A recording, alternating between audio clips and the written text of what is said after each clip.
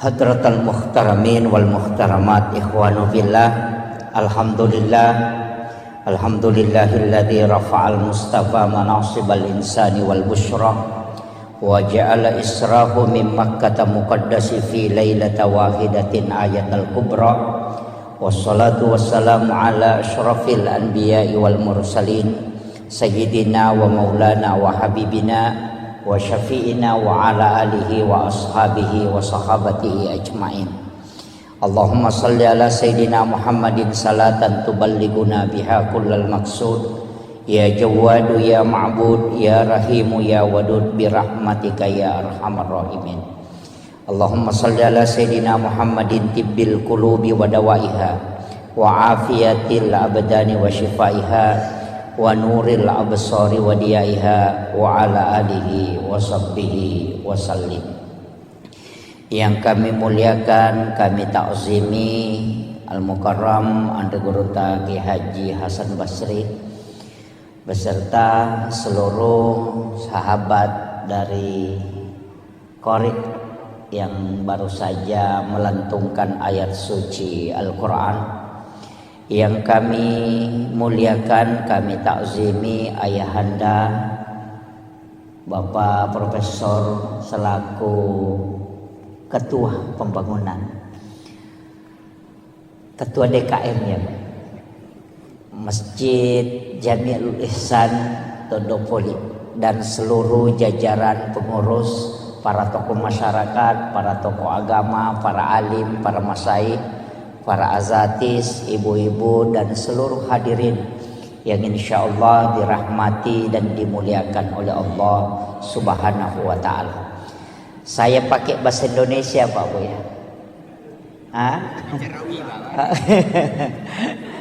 Campur ya? Iya.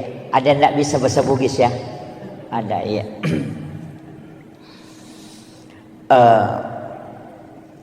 Pertama, saya tidak terlalu membahas tentang sejarah sebelum Rasulullah di Isra dan di Mi'rajkan. Akan tetapi saya titik beratkan pembahasan kita pada malam hari ini berkaitan dengan hikmah di balik semua peristiwa yang dialami oleh Rasulullah dari pendekatan ulama-ulama hakikat dalam memahami peristiwa Isra dan Mi'raj. Karena kalau saya bicara tentang sejarah sebelum dan risalah perjalanan Rasulullah, saya kira di antara para alim, para masyayikh, para ulama kita itu sudah banyak yang membahas. Cuma saya sedikit mencoba memahami dengan keterbatasan ilmu yang sedikit ini untuk mengkaji sesuai dengan apa yang disampaikan pada mursyid-mursyid thariqah tentang peristiwa Isra dan Mi'raj ini. Pertama, ketika Rasulullah ingin diperjalankan oleh Allah, Ironabita dibelah dadanya, kemudian jantungnya Rasulullah diambil dan dimasukkan ke dalam satu wadah, di mana wadah itu sudah diisi dengan air Zamzam. Kalau ulama syariat dia memahami bahwa jantungnya Nabi itu dibersihkan dengan air Zamzam kalau pendekatan syariat. Tapi kalau pendekatan hakikat itu ada pertanyaan, mana yang bersih, jantungnya Nabi atau air Zamzam?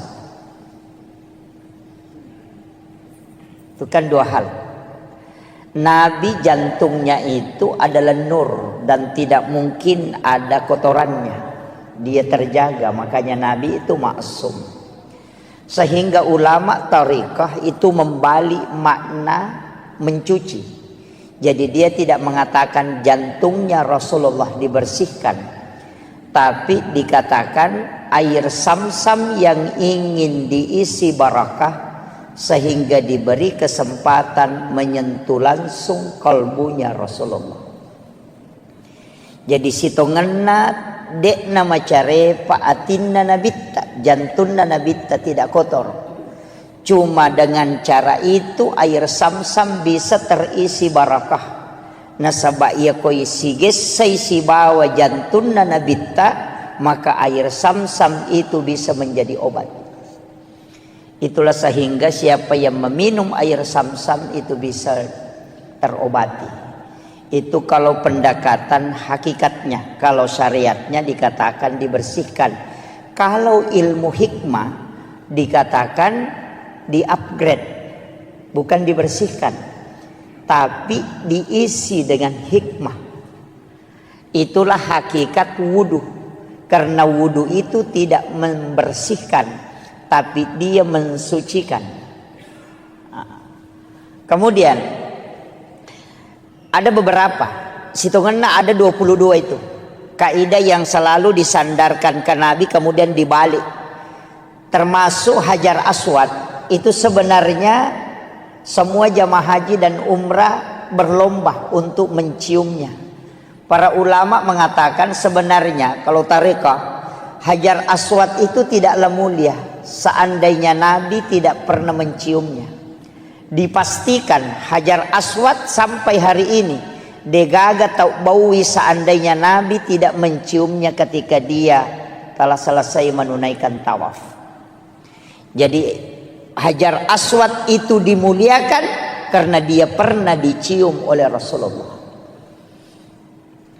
Yang ketiga, Nabi itu ketika berjalan ada awan yang menutupi kepalanya. Kalau secara syariat dipahami, Nabi dilindungi supaya tidak terkena terik matahari. Tapi secara hakikat itu tidak. Karena matahari itu bersumber dari nurun Muhammad. Ketika nurnya Rasulullah ketemu dengan matahari, maka matahari akan hancur. Maka Allah menutupi Rasulullah dengan awan supaya matahari itu tidak hancur ketika dia bersentuhan dengan nurnya Rasulullah. Itulah yang dipahami para ulama-ulama tariqah. Bukan melihat kepada bendanya sehingga dia mulia, tapi karena dia bersandar kepada Rasulullah. Maka apapun yang disandarkan ke Nabi itu pasti mulia. Ini baru pengantar. Saya ceramah berapa menit? Jangan Pak. Ini 1 jam aja ya. Sudah maksimal sekali ya 1 jam. Ini kemudian setelah itu di dalam Al-Quran itu disebutkan Subhanalladzi asra bi'abdihi laylam minal masjidil haram ilal masjidil aqsa. Saya bukan ahli tafsir, tapi paling tidak kita bisa mengambil penjelasan para ulama tafsir. Saya hanya memotong poin intinya. Kalimat subhana itu pasti sesuatu yang sangat istimewa. Makanya dalam sholat itu kalimat subhana hanya dipakai pada 2 tempat. Ketika kita ruku dan ketika kita sujud. Kenapa? Karena 2 tempat itulah yang menyebabkan dosa-dosa itu terhapuskan. Karena ketika kita ruku, dosa yang ada di pundak, yang ada di kepala, yang diletakkan oleh Allah ketika masuk waktu sholat, itu akan jatuh. Maka kita disuruh itu sujud dan ruku bersama orang-orang yang ruku. Makanya kalau ruku jangan terlalu sebentar, nanti dosanya belum jatuh sudah bangkit. Oh itu jadi masalah. Itu kan. Itu makanya orang yang sudah betul-betul terbiasa dengan sholatnya, sudah istiqamah, ia kotame waktu sampajangi pasti mata anak papina dinna. Tapi ia napura mak bereselang seakan-akan ada yang lepas, itu terasa ringan. Dan itu betul. Karena dosa lah yang membuat kita terbebani perasaan. Tapi ketika selesai salam itu pasti terasa ringan. Karena dosa itu sudah dihapuskan. Tapi makanya Nabi dalam hadis Bukhari Muslim, ada dosa yang tidak terlepas pada sholat fardu. Dia nalagai sampai perlu. Karena Allah akan mengumpulkan dosa itu. Nanti sholat Jumat baru dilepaskan. Makanya dari wudu ke wudu penghapus dosa Dari sholat fardu ke sholat fardu penghapus dosa, dari Jumat ke Jumat penghapus dosa, dari Ramadan ke Ramadan penghapus dosa, dari umrah ke umrah penghapus dosa, dan dari haji ke haji itu penghapus dosa. Itulah keistimewaan dalam Islam. Kemudian subhanalladzi asra, kalimat asra itu bukan Rasulullah yang berjalan, tapi diperjalankan. Mungkin di sini ada jam dinding. Tadi di dalam saya lihat ada jam dinding. Jam dinding itu ketika dia berputar itu hanya 24 jam normalnya. Tapi kalau panitia masjid ini mengambil jam dinding kemudian dia putar, itu bisa sampai 300 kali berputar dalam 1 jam. Artinya ketika dia berjalan hanya 24 jam, tapi ketika dia diperjalankan oleh pengurus, maka itu bisa sampai 300 kali lipat. Begitu juga dengan Rasulullah. Dia tidak berjalan tapi dia diperjalankan. Kemudian ada kalimat bi abdihi, bukan bi rasulin, bukan bi Muhammadin. Jadi ya roi palalanggitan niya surona pong Allah Ta'ala. Dena kada subhanalladzi asra bi rasulin. Juga tidak mengatakan asra bi Muhammadin, tidak. Tapi mengatakan asra bi abdihi. Ia komelo ki ia leka istimewaan diperjalankan, maka jadi hamba. Makanya tidak semua nabi itu melakukan perjalanan. Ada nabi yang mi'raj tapi tidak isra. Ada nabi yang isra tapi dia tidak mi'raj. Tapi ada nabi yang isra sekaligus mi'raj. Nabi yang mi'raj tapi tidak isra itu Nabi Isa, diangkat langsung ke langit kedua. Ada nabi yang mi'raj tapi dia tidak isra, itu Nabi Musa ketika ke negeri Madian. Ada nabi yang isra sekaligus mi'raj, itulah Nabiullah Muhammad sallallahu alaihi wasallam. Makanya peristiwa itu sudah ada sebelumnya. Ada yang isra, ada yang hanya mi'raj, ada yang kedua-duanya. Kemudian ini kata kuncinya. Minal masjidil haram ilal masjidil aqsa. Itu 2 tempat disebut. Tapi Nabi itu dari Masjidil Haram ke Madinah, dari Madinah ke Bukit Tursina, dari Bukit Tursina baru ke Baitul Lahmi, dari Baitul Lahmi baru ke Masjidil Aqsa. Ini jarang dibahas orang. Ini.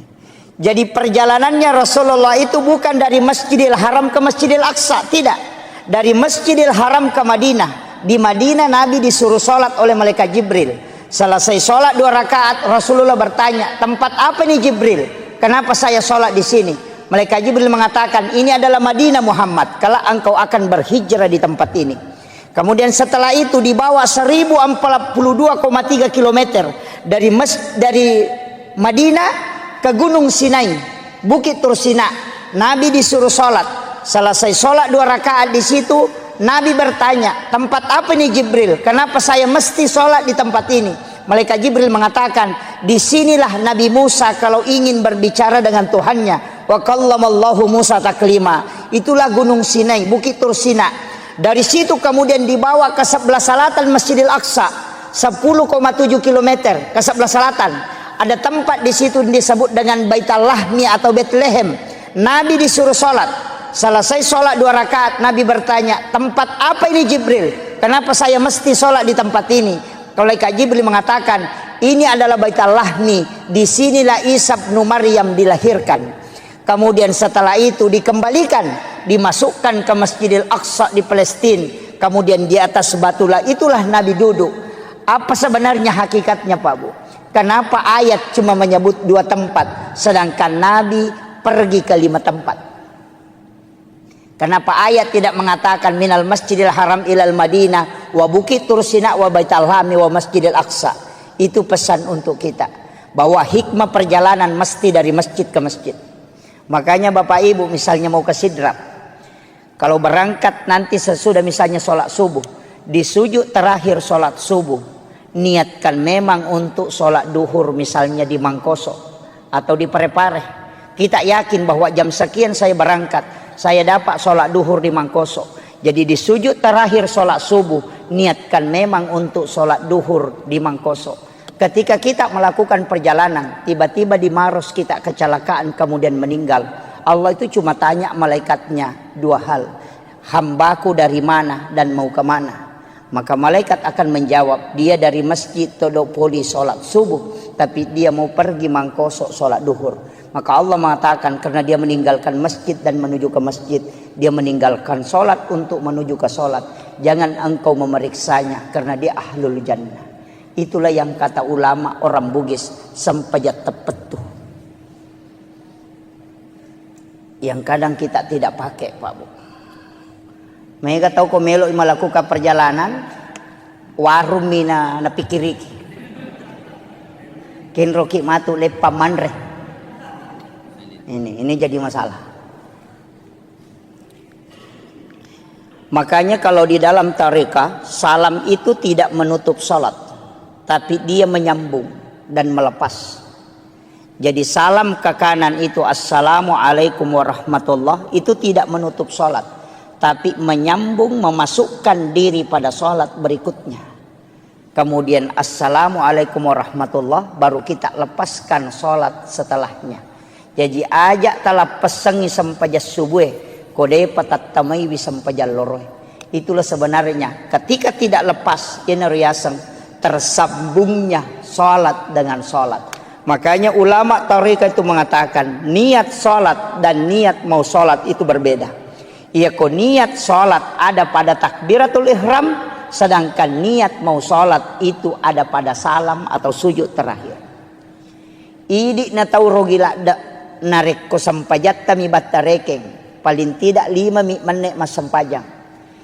Sampaja loro 5 menit, sampaja ngasara 5 menit, sampaja mengharibi 5 menit, isa 5 menit, sholat subuh 5 menit. 5 kali 5 25. Dia nagana si tengah jawat tu ipake mas sampajang. Ia ko mak gosip ki si jang manasabang kerok ni si tengah jang.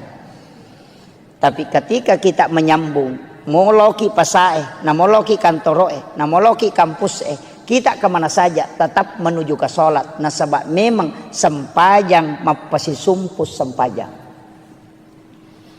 Itulah yang katanya orang tua dulu, namo ko kak kantoroe, namo ko kak galunge, namo ko kak tasie, namo ko kak onrotin roku, namo ko kak pasae mate sahito kak karena saya mati dalam keadaan menuju ke sholat. Dan itulah orang yang biar tidak bersikir tetap berpahala langkahnya. Nah sebab Nabi temakada setiap langkah kaki menuju ke ibadah itu dinilai ibadah oleh Allah. Itu hakikatnya. Jadi ajak lalu tarogi Pak Bu. Mas sempajang itu, mas sempajang itu, jangan pernah tutup. Pasti sumpungi materu. Semua ibadah. Mapasusak kaki niatkan memang bersakat tahun depan. Mas sedekah ki niat memang sedekah. Sedekah subuh niatkan memang sedekah subuh berikutnya. Mas sedekah Jumat berkah ki niatkan memang untuk keluarkan Jumat berkah. Nah sebab setiap amal baik yang kita niatkan itu sudah dicatat.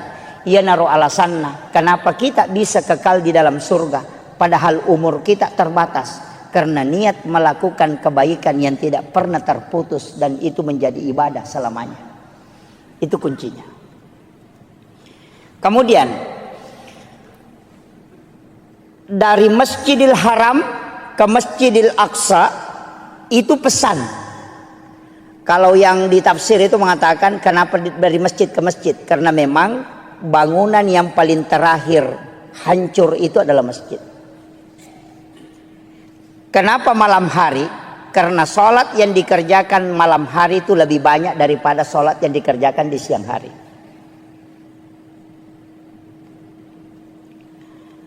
Kemudian saya tidak ambil ini perjalanan Isra terlalu jauh, tapi kita naik ke Mi'raj. Nabi itu meletakkan, jadi Nabi itu naik di satu batu. Nah cekengi rubatue, kemudian dari situlah Nabi Mi'raj. Makanya disebut tangga untuk naik. Tapi ketika naik Rasulullah, batu yang diinjak itu ikut. Ya rubatue na cekengi Nabi tamacio. Nabi tegur, tidak usah kau ikut, cukup di situ. Tapi ya rubatue tak kala tarakani, Nabi larang dia ikut. Maka sampai hari ini batu itu masih tergantung. Sampai hari ini. Makanya kalau kita lihat itu di HP bisa kita buka. Batu gantung peristiwa Isra Mi'raj. Itu tidak sandar ke tanah. Padahal beratnya itu berapa itu? Besar itu. Ya batu nonri ya nabita maceket tapi melo macuri nabita. Nabita larang. Dia sudah terangkat, Nabi larang ikut. Tapi dia juga tidak mau turun lagi ke tanah. Makanya tergantung sampai hari ini. Nabi naik ke langit pertama, ketemu Nabi Adam. Naik ke langit kedua, ketemu Nabi Isa dengan Nabi Yahya. Naik ke langit ketiga, ketemu dengan Nabi Yusuf.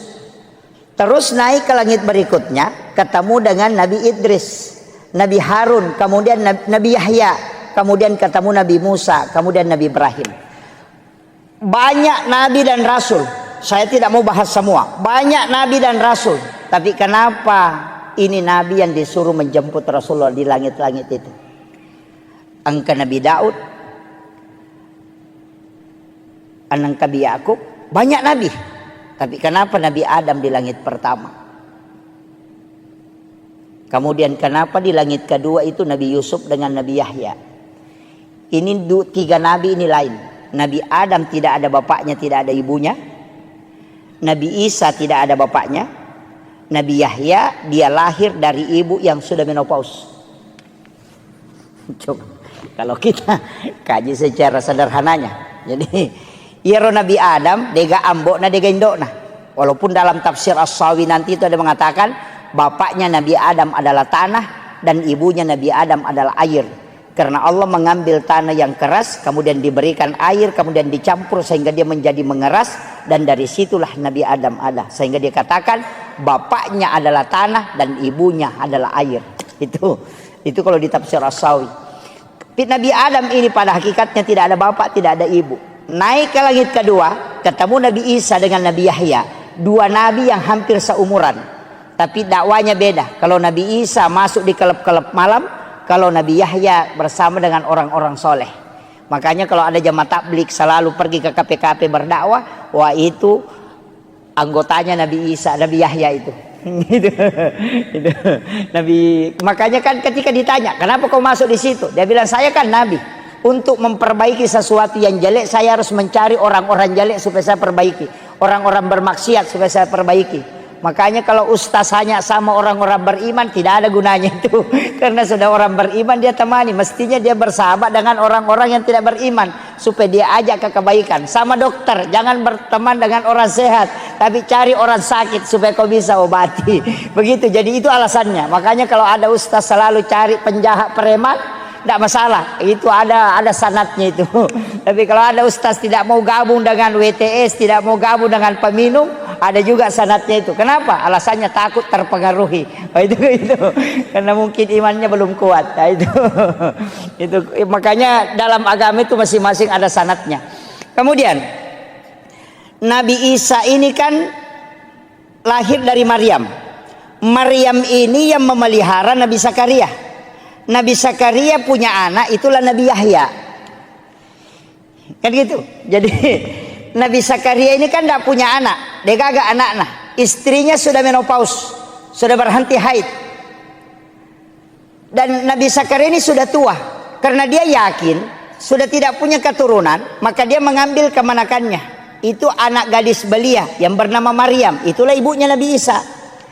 Jadi Nabi Zakaria dia memelihara Maryam kurang lebih 4-5 tahun di rumahnya. Jadi itu dia bawa ke rumahnya, dia bikinkan bilik. Nah, kiborangi kamar, di dalam biliknya dia buatkan tempat sholat, namanya mihrab. Di dalam mihrab itulah Maryam sholat.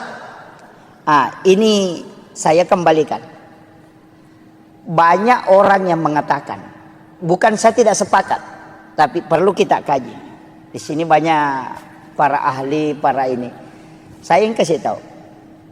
Itu saya sering tanya ke ulama-ulama tarekat dan ulama-ulama sejarah. Tapi sering penceramah itu mengatakan begini. Peristiwa Isra Mi'raj itu adalah awal mula perintah pelaksanaan sholat. Saya tidak sepakat. Peristiwa Isra Mi'raj itu disebutkan dalam ayat linuriyahu min ayatina, bukan sholat. Coba kalau kita buka Al-Quran itu. Subhanalladzi asra bi 'abdihi lailan minal masjidil haram ilal masjidil aqsa alladzi barakna haulahu. Apa tujuannya? Linuriyahu min ayatina, bukan sholat. Alasannya yang kedua apa?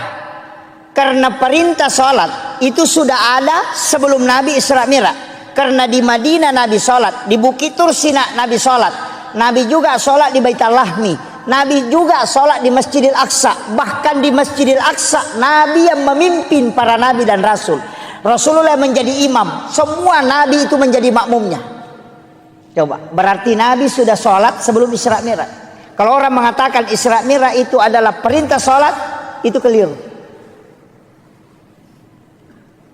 Coba, karena dia sudah sholat. Kalau kita buka Al-Quran, oke lah. Kalau orang tidak percaya bilang ini hadis apa, kita pakai Al-Quran. Nabi Ibrahim, Rabbana liyuqimas sholah faja'al af'idatan minan nasi tahwi ilaih. Satu. Nabi Isa, dia mengatakan saya diutus oleh Allah untuk memerintahkan sholat dan zakat. Itu sudah ada sholat. Yang ketiga, Maryam sholat di dalam mihrab. Keempat, Nabi Zakaria wa huwa qaimun yusolli fil mihrab. Nabi Zakaria berdiri sholat di dalam mihrab. Coba. Semua Nabi itu sudah sholat, Pak. Nabi di Madinah sudah sholat. Nabi di Bukit Tursina sudah sholat. Jadi naik Isra Mi'raj ini apa sebenarnya? Itu disebutkan dalam ayat linuriyahu min ayatina, untuk memperlihatkan, bukan menceritakan. Karena ya di surga dan neraka itu hanya diceritakan ke nabi-nabi terdahulu. Nabi Musa diceritakan surga, Nabi Ibrahim diceritakan neraka. Semua nabi diceritakan tentang neraka. Tidak ada nabi yang melihat tingkatan langit sampai ke Sidratil Muntaha, dan tidak ada nabi satupun yang bisa melihat Allah. Makanya nabi disebutkan linuriyahu min ayatina, untuk memperlihatkan tanda-tanda kebesaran Allah, bukan menceritakan tanda-tanda kebesaran Allah. Makanya Nabi itu menyaksikan semua. Maka dari situlah Rasulullah mengatakan, dalam peristiwa Isra Mi'raj saya dikasih 3 ilmu. Ini inti pokoknya. Ilmu pertama adalah ilmu syariat, ilmu kedua adalah ilmu hakikat, dan ilmu ketiga adalah ilmu asrar ilahiyah. Satu, saya harus menyampaikan semua ilmu itu syariat. Satu, boleh saya memilih, boleh saya sampaikan, boleh tidak. Makanya ada ilmu yang diajarkan ke Sayyidina Ali, tidak diajarkan ke sahabat yang lain. Karena Nabi memilih, boleh dia sampaikan, boleh tidak, sesuai dengan khatibun nasa ala qadri ukulihim. Kemudian yang ketiga, ilmu asrar ilahiyah. Nabi tidak boleh menyampaikan ilmu itu, diminta oleh Allah untuk menutup itu. Mana yang dimaksud asrar ilahiyah? Nabi tidak pernah menyebutkan bahwa wajah Allah seperti ini, modelnya Allah seperti ini. Padahal Nabi ketemu langsung dengan Allah. Itu yang disebut dengan asrar ilahiyah.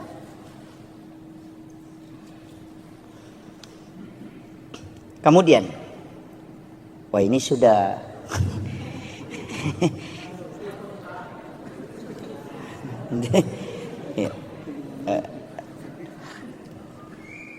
kemudian Rasulullah, saya ambil sedikit dulu supaya kita bisa ambil hikmahnya nih, petik. Nabi Adam itu ahli tanaman. Makanya kalau orang ilmiah yang kaji kenapa Nabi ketemu Nabi Adam, karena Nabi itu profesor nanti di bidang ilmu alam. Karena Nabi Adam, makanya nanti dari Isra Mi'raj itu Nabi mengatakan kurma itu biar tidak dikawinkan itu bisa berbuah. Karena orang Arab itu selalu mengawinkan kurma. Dia mengatakan buahnya tidak bisa kalau tidak dikawinkan. Tapi dari setelah peristiwa Isra Mi'raj, Nabi mengatakan biar kau tidak kawinkan, kurma tetap bisa berbuah. Kenapa? Karena dia sudah belajar sama Nabi Adam, ahli tanaman. Itu makanya Nabi itu menteri pertanian itu karena belajar pada ahlinya. Naik ke langit kedua, ketemu dengan Nabi Isa. Nabi Isa itu ahli kedokteran modern. Dia bisa menghidupkan orang mati. Itu atas izin Allah. Tidak ada dokter yang bisa menghidupkan orang mati, Pak. Kalau dokter kita mematikan orang hidup. Itu yang ada. Ya. Kemudian ahli anatomi. Makanya Rasulullah itu ketika sudah makan, dia tidak langsung minum. Kemudian meminta kita sesekali berjalan tidak menggunakan alas kaki. Itu semua sebenarnya adalah ilmu kesehatan yang diajarkan oleh Nabi. Kemudian Nabi Yahya. Siapa ini Yahya, Pak? Dia adalah salah satu orang hebat dalam sisi manajemen. Naik berikutnya ketemu Nabi Yusuf. Itu ahli keuangan. Karena dia bendahara Mesir. Itu hebatnya. Naik lagi ke berikutnya. Ketemulah dengan Nabi Idris. Salah satu ahli akidah dan tasawuf. Satu-satunya Nabi yang bisa mengelabui malaikat. Kenapa bisa mengelabui malaikat? Karena malakul maut itu dikasih tahu. Sakit kira-kira kalau kita mati. Malakul maut mengatakan sakit. Dia mengatakan saya ingin merasakan sakitnya mati. Malakul maut mengatakan tidak bisa tanpa izin Allah. Maka Nabi Idris meminta, beri aku kesempatan merasakan bagaimana sakitnya sakarat. Maka dicabutlah nyawanya atas izin Allah. Setelah mati, dia kasih tahu, antar saya ke neraka. Saya mau melihat neraka sebelum saya hidup kembali. Dibawa ke neraka. Sebentar saja dia bilang, kasih keluar saya. Dia ule monroko magar jingoko. Tapi dia bilang, bawa saya ke surga sebentar. Setelah dibawa ke surga, dia menikmati di dalam. Apa kata Nabi Idris? Tidak usah saya pulang, di sini saja. Kemudian malaikat mengatakan tidak boleh. Orang masuk ke sini harus ke neraka. Nabi bilang, tadi sama-sama kita dari sana. Baru pun pergi ke sini kan? Maka Nabi yang ada di dalam surga itu lebih dulu adalah Nabi Idris. Karena itu seazan izin Allah. Itu makanya kehebatannya Nabi Idris itu. Tapi apakah istimewanya Nabi Idris? Tidak ada yang mengalahkan dalam nikmat dalam berzikir. Karena ketika dia dinikahkan oleh bapaknya, dia menerima. Tapi setelah dia tidur bersama dengan istrinya pengantin baru, apa kata dia? Wala zikrullahu akbar. Berzikir kepada Allah masih jauh lebih nikmat dibanding bersama dengan pasangan. Kira-kira ada pengantin baru bisa ngomong begitu? Lebih menyamangi ku mas sempajang nanya ku sidap pekak bainiku. Itu langka orang itu kecuali Nabi Idris yang bisa merasakan itu, bahwa nikmatnya menyatu dengan Allah jauh lebih dibanding dengan bersenggama dengan manusia. Itulah keistimewaannya. Saya tidak ceritakan semua, tapi saya turun sedikit ke Nabi Yahya.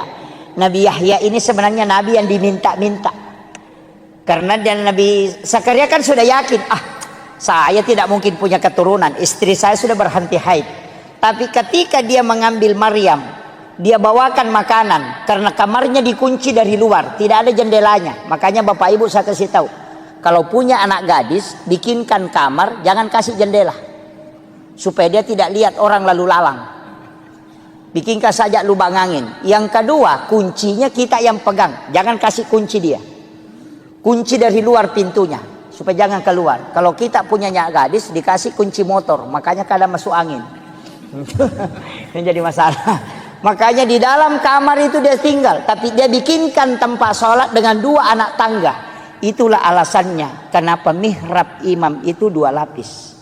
Ada sajadah lapisan bawahnya atau amblak, kemudian ada sajadah satu di atasnya. Karena mihrabnya Maryam itu dengan 2 anak tangga. Itu alasannya. Kullama dahala alaiha Zakaria al-mihrab. Saya pakai ayatnya langsung. Kullama dahala alaiha Zakaria al-mihrab. Setiap Nabi Zakaria masuk ke dalam tempat sholatnya Maryam, wajada indah rizqan. Dia kaget karena dia melihat ada makanan, tapi pintu tidak pernah terbuka. Makanya dia bertanya, anna laki haza, dari mana ini? Apa jawabannya Maryam? Huwa min indillah. Ini langsung Allah yang kasih. Nabi Zakaria itu kan nabi, hebat pemikirannya, ilmunya hebat. Dia tidak bisa terima dengan akal sehat. Anak gadis belia, dia bukan nabi, tapi kok bisa dikasih makanan langsung dari langit. Saya ini nabi, sudah lama berdoa di sini tidak pernah dikasih makanan langsung. Apa istimewanya anak ini? Dia berpikir. Ternyata bukan anak ini yang istimewa, Tapi tempatnya yang sholat itu diistimewakan oleh Allah. Maka dia suruh Maryam keluar dari situ. Tinggalkan itu tempatnya. Hunalika da'a Zakaria rabbah. Maka datanglah Nabi Zakaria ke tempat sholat itu. Bermunajat kepada Allah. Ayatnya. Wa huwa qaimun yusalli. Sementara dia berdiri sholat. Fil mihrab. Di dalam mihrab itu. Dia meminta. Rabbi habli min ladunka zurriyatan thayyibatan innaka sami'ud du'a. Apa yang terjadi, Pak? Fanadathul malaikatu wa huwa qaimun yusalli fil mihrab. Langsung malaikat turun dari langit ketika Nabi Zakaria memohon di dalam mihrab. Apa kata malaikat? Annallaha yubassiruka bi Yahya musaddiqan bi kalimatin wa sayyidan wa hasura wa nabiyyan minas solihin. Ini yang orang tidak tahu banyak. Guru Kiai Abdul Rahman Ambo Dalle, kamarnya itu dibagi dua. Setengah dia tempati tidur, setengah dia tempati sholat. Itu tidak pernah diganggu tempat sholatnya. Kiai Haji Maimun Subair, dia kunci kamar pribadinya. Ada tempat khusus dia tempati di dalam kamar pribadi. Itulah mihrab. Ketika dia melaksanakan haji, dia punya wasiat. Jangan kau buka itu kamar kecuali saya meninggal ataupun kembali.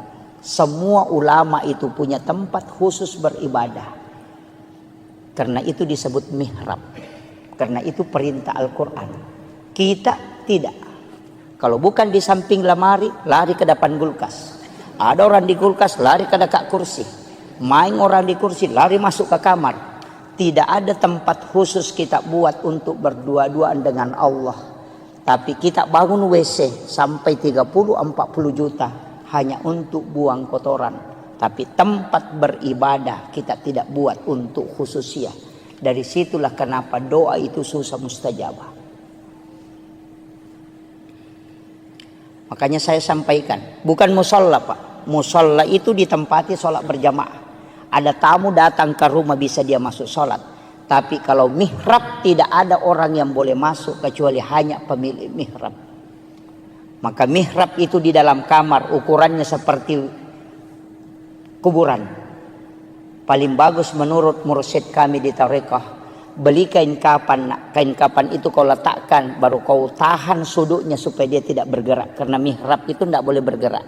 Kemudian kau tutupi dengan kain tipis atau paling ada penutupnya. Setiap kau mau sholat masuk ke situ. Dan jangan ada kalimat dunia yang keluar dari lisanmu di tempat itu kecuali hanya zikir dan bacaan Al-Quran.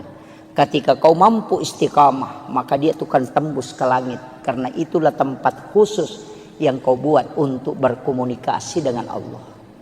Itulah kenapa mihrab tempat imam itu mustajabah ketika dia berdoa. Makanya saya itu, Pak, kalau ikut berjamaah disuruh berdoa, saya tidak pernah ambil doanya. Karena tempatnya imam itu yang tembus, bukan yang di belakang. Karena yang di belakang ini disebut masjid, yang tempatnya imam disebut mihrab. Itu tidak sembarang. Nah, banyak imam sekarang main HP di tempatnya.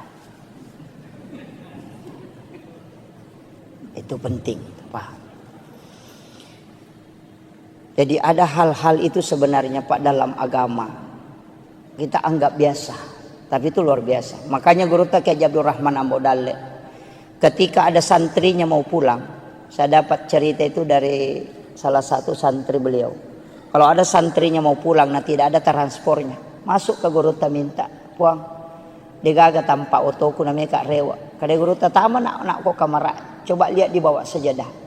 Ketika anak-anak itu memasukkan tangannya di bawah sajadah, itu mendapatkan uang. Padahal Guru tidak pernah simpang. Dari mana itu? Huwa min indillah. Sebagaimana mal Allah berikan kepada Maryam. Itu hakikatnya sebenarnya yang jarang kita lakukan. Makanya saya menyampaikan kepada seluruh jamaah, ini hikmah Isra Mi'raj. Paling tidak kalau yang belum punya mihrab tahun ini kita bisa buat di dalam kamar. Tidak luas kok, Bapak. Ongkosnya mungkin hanya sekitar 500.000. Cukup kita beli kain tipis kemudian kita tutupi, beli kain kafan 1 lapis. Walaupun bukan kain kafan, mungkin sajadah 2 lapis kita simpan di situ. Kenapa saya mengatakan bagusnya kalau kain kafan? Kalau kain kafan bikin wasiat, nak ketika saya meninggal, ada kain kafan di mihrab itu, kau ambil itu yang kau bungkuskan aku. Karena kain kafan yang ambil dari mihrab, biar sampai 50 tahun tidak akan luput termakan oleh tanah ketika itu yang dibungkuskan oleh orang yang dipakai sholat. Itulah kenapa banyak ulama dulu itu tidak hancur kain kafannya. Itu karena kain kafan yang bersumber dari mihrab yang dia pakai. Dan itu kadang kita enggak biasa, Pak. Makanya kalau doa mau mustajabah, bikin mihrab. Tapi jangan cari uang di mihrab. Sama guru, siapa tahu nanti assalamualaikum langsung dia lagi. Oh belum ada ini. Wah itu jadi masalah itu. Iya. Tapi disitulah Allah bisa memberikan rezeki wa yarzuqhu min haitsu la yahtasib. Itu bukan hadis. Kalau hadis masih bisa diperdebatkan, Pak. Tapi itu ayat yang dilakukan oleh Maryam yang bukan nabi, maka Allah kasih langsung. Maka bukan nabi pun, seorang ulama, seorang alim, seorang beriman, ketika dia membuat itu maka Allah pun akan kasih. Karena itu huwa min indillah. Innallaha yarzuqu man yasha bighairi hisab. Itu kuncinya. Tapi kita mungkin sudah punya semua ya. Sudah ada mihrab di rumah, Pak ya? Belum ada. Iya. Paling tidak kita bikin, Pak. Nggak susah. Apalagi kayak ada ini kain-kain seperti ini di belakang. Sekarang kan mudah. Ada kayak triples cukup ditutup untuk supaya kita tempati masuk ke dalam situ untuk sholat tahajud, untuk tafakur. Kalau mau itikaf di situ aja. Mau itikaf di situ. Apalagi ini dekat Ramadan kan. Nanti kalau Ramadan itu berlomba-lomba mau pergi itikaf. Sebenarnya itikaf murni itu tidak boleh pulang ke rumah. Boleh pulang ke rumah hanya membangunkan anak-anak istri untuk sholat. Kalau itikaf itu memang tinggal di masjid. Keluar hanya mandi, masuk lagi bersikir. Kita itikaf itu kadang bolak-balik. Bahkan berhubungan dengan istri. Wah itu jadi masalah itu. Orang itikaf itu tidak boleh berhubungan dengan pasangannya. Ada yang lebih parah, jam 9 malam datang bawa kelambu, dia simpan di lantai 2, datang tidur, berarti subuh baru bangun. Itu bukan pergi itikaf, hanya pindah tidur itu. Itu jadi masalah itu. Ya. Sebaiknya kita itikaf ya di dalam kamar, di dalam mihrab kita itikaf. Di tempat mihrab itulah kita bermunajat kepada Allah. Itu tidak ada orang yang melihat. Ibadah sunnah itu memang kalau kita betul-betul mau kejar Lailatul Qadar kan memang kayak ulama dulu 3 bulan itu dia sudah mulai. Makanya saya kasih tahu, Pak, kalau mau dapat Lailatul Qadar tidak usah begadang. Yang paling mudah bagaimana? Datang sholat isya berjamaah, kerjakan sholat sunnah sesudah sholat isya 4 rakaat, kemudian datang sholat subuh berjamaah, kerjakan sholat sunnah subuh 2 rakaat dan sholat subuh berjamaah. Kita sudah dapat Lailatul Qadar. Apa alasannya? Rasulullah mengatakan, siapa yang datang sholat isya berjamaah di masjid, maka sama kalau dia sholat setengah malam. Siapa yang sholat 4 rakaat sesudah sholat isya, itu sama pahalanya kalau dia sholat 4 rakaat pada malam Lailatul Qadar. Berarti sholat sunnah sesudah isya yang 4 rakaat, itu setara dengan 400.000 rakaat nilainya. Makanya saya kasih tahu, jangan sampai kita sholat tarawih 20 rakaat, tapi kita tidak sholat sunnah sesudah isya 4 rakaat. Bangkrut betul itu. Betul-betul bangkrut. Karena sholat tarawih 20 rakaat tidak akan pernah mengalahkan sholat sunat 4 rakaat sesudah isya. Kenapa? Karena itu setara dengan 400.000 rakaat nilai. Tidak usah datang begadang, tapi datang sholat subuh berjamaah. Kenapa sholat subuh berjamaah? Rasulullah mengatakan, siapa yang sholat subuh berjamaah di masjid itu sama kalau dia bangun 1 malam penuh beribadah dengan Allah. Makanya kalau sudah sholat isya berjamaah dapat setengah malam, sholat 4 rakaat sesudah isya sama dengan sholat 4 rakaat pada malam Lailatul Qadar, baru ambil sholat sunnah subuh, itu lebih mulia daripada dunia dan isinya, baru ambil sholat subuh berjamaah, berarti sama dengan sholat 1 malam penuh, itu pasti dapat Lailatul Qadar. Itu aja kuncinya. Hanya tidak usah pusing, Pak. Jadi kecuali yang mau betul-betul mengejar ya kejar. Pokoknya begadang setiap malamnya. Kalau tidak mampu ambil aja itu tadi. Itu jadi ulama kita dari dulu itu simpel sekali. Ya, tidak usah datang menyiksa diri tuh, Pak. Tidak usah. Apalagi yang sekarang. Kecuali kita mampu memang. Nah, makanya 3 bulan ini kan disebut Syahrul Rajab Syahrullah, Syahrul Sya'ban Syahri, Syahrul Ramadan Syahrul Ummati. Itu 3. Makanya doanya itu Allahumma barik li fi Rajab wa Sya'ban, digabungkan 2 baru wa ballighni Ramadan. Apa maknanya? Allahumma barik. Kalau berkah itu pasti wirid, bukan ilmu. Karena kalau ilmu derajat. Makanya yarfa'illahu alladhina amanu minkum walladzina utul ilma darajah. Tapi kalau mau berkah bukan ilmu tapi wirid. Makanya syahrul Rajab syahrullah. Kalau bulannya Allah berarti bulan istighfar. Kalau bulannya Nabi berarti bulan sholawat. Kalau bulannya kita berarti bulan bacaan Quran. Makanya Rajab perbanyak istighfar, Sya'ban perbanyak sholawat, nanti Ramadan banyak baca Quran. Itu sudah dapat. Itu kuncinya. Makanya jadi makanya disebut bulan Rajab itu bulan menanam, bulan Sya'ban itu bulan menyiram, bulan Ramadan itu bulan menuai, panen. Itu kuncinya. Makanya ini sederhana aja Pak. Makanya istighfar di bulan Rajab ini minimal 1000. Sebagus-bagusnya 10.000. Tapi istighfar itu tidak menghapus dosa. Ya, ingat kalau kita istighfar itu dosa tidak terhapus, cuma tertutup. Makanya istighfar itu dari kata istakfarah, menutup yang nampak. Bapak kalau menulis di kertas ada tulisan salah, ambil tip X kemudian di tip X. Tip X itu tidak menghapus tulisan, cuma menutup supaya tidak kelihatan. Itulah makna istakfarah, menutup yang nampak supaya dia tidak memberi dampak negatif. Makanya taubat dengan istighfar itu tidak sama. Kalau taubat kembali, kalau istighfar menutup. Bagaimana cara supaya dosa terhapus? Jangan pakai istighfar, pakai al-afu. Makanya kalau Ramadan tidak pakai istighfar, tapi pakai Allahumma innaka afuwun karim tuhibbul afwa fa'fu anna. Kalau al-afu itu menghapus, makanya dalam salat itu dipakai al-afu. Rabbi ghafirli warhamni wajaburni warfa'ni warsukni wahdini wafini wa'fu anni. Itu kuncinya. Ini sudah 1 jam Pak. Ya, ini. Saya tambah sedikit ya. Iya. Kita mengambil hikmah hakikatnya dulu. Saya berusaha menjelaskan seringan mungkin. Kalau di dalam tarekat itu agak berat. Kita sholat itu sebenarnya Pak kuncinya cuma 2. Itu 2 versi sholat itu. Itulah menjadi rukun ihsan. Kalau rukun Islam kan ada 5. Rukun iman itu 6. Rukun ihsan itu 1. Makanya 12. Rukun ihsan ini anta'budallah ka'annaka tarahu. 1. Fa illam takun tarahu fa innahu yaraka. Itu yang dipakai kalau sholat.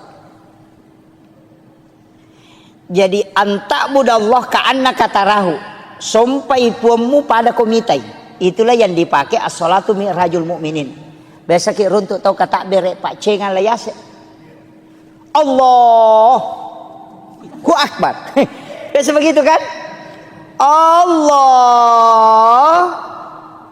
akbar. Itu karena baru dia berjalan naik. Yang dia pakai itu as-sholatu mi'rajul mu'minin. Dalilnya juga ada, wallahu alal arsis tawa. Tapi kalau tidak mampu, pakai yang kedua, fa illam takun tarahu fa innahu yaraka. Jika engkau tidak mampu, engkau yakin bahwa dia melihat aku. Tidak usah naik, cukup dibawa. Kita takbir itu Allah melihat saya takbir, Allah melihat saya ruku, Allah menyaksikan saya sujud. Tidak usah naik ke atas. Dalilnya mana? Wa huwa ma'akum aina ma kuntum. Dia selalu bersamamu dimanapun kau berada.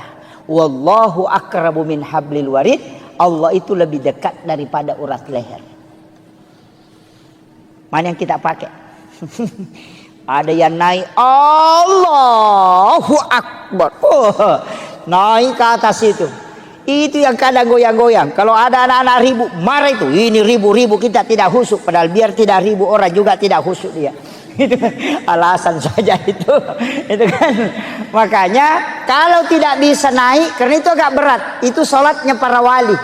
Yang naik ke atas. Kalau tidak bisa, pakai yang kedua. Fa illam takun tarahu fa innahu yaraka. Kayak ada CCTV menyorot kita. Karena Allah dimanapun kau berada, dia akan tidak terlepas dari pandangan dia.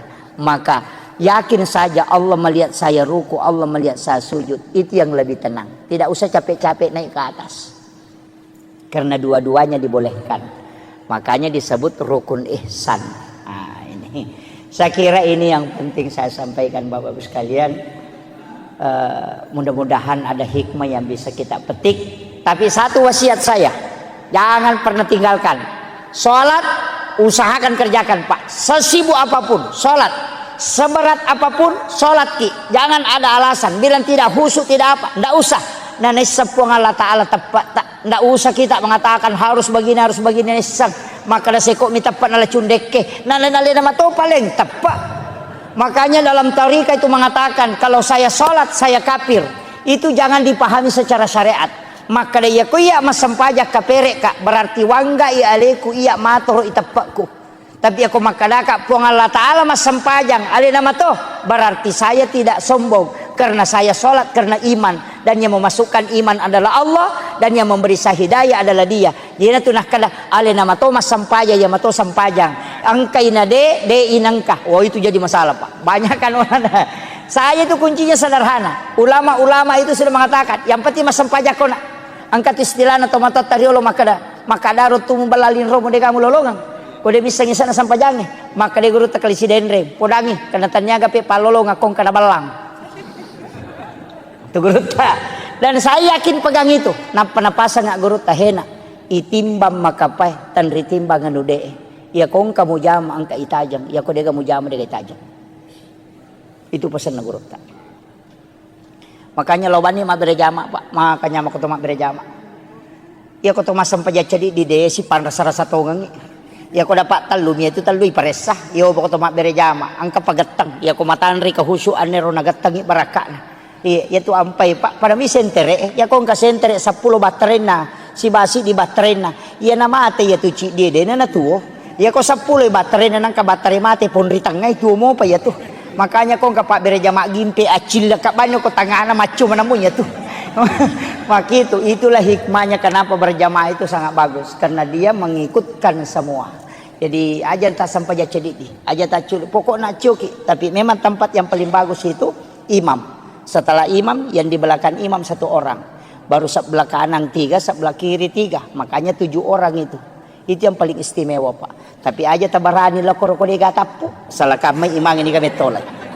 Iya. Baru setelah itu ashabul yamin sebelah kanan imam. Nah sebab ini yang pertama didoakan oleh malaikat. Baru ashabus shimal. Yaitu ampai kau tamu masigi na lobamu pas sebelah kanan na imangi iya rota lisari karena itu yang lebih utama. Tapi aja na iya rota lalu na sabari na lo basa.